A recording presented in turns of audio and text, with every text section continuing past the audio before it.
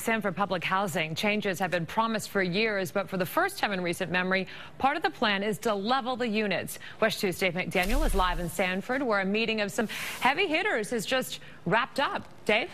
Well, that's right, Martha. You know, Sanford city leaders have been fed up with the quality of public housing for some time now. In fact, it was the city just a few weeks ago who actually moved to have 100 units there demolished as soon as possible to get them out of the way and get those residents moved into other Sanford neighborhoods. Today, they brought in 2 local members of Congress to try to get some federal momentum on this issue. My whole ceiling collapsed, and I had water everywhere. It damaged. Deidre Smith lives in one of 100 units targeted for demolition at Sanford Public Housing.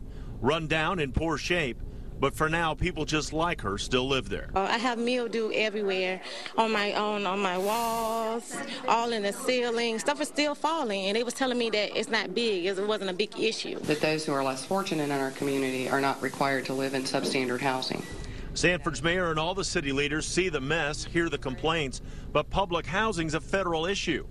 Several times over the past few years, complaints have reached Washington. Plans have been put in place, but few things have changed. Most of them are not repairable or in condition that can be refurbished. They really need to be demolished. We need to look into redevelopment. Obviously, that costs a lot of money. I had the authority and the project taken over by HUD some years ago. Today, 2 members of Congress, John Mica and Corinne Brown, sat down with city leaders as well as the Housing Authority. The process may be long, but they promise to once and for all fix conditions there. We shouldn't have people living in substandard housing and huge losses to the taxpayer. We've been down this road before, so we've got to make sure that this doesn't happen again, that a couple of years from now we're not having the same discussion. Now, a couple of things did come out of this meeting. For one, there's still a lot of lingering debt from past management there at Sanford Public Housing. They said that they're going to back to the bank now, see if they can't renegotiate that debt, because right now money that ought to be used to improve conditions there is being used to pay off that old debt.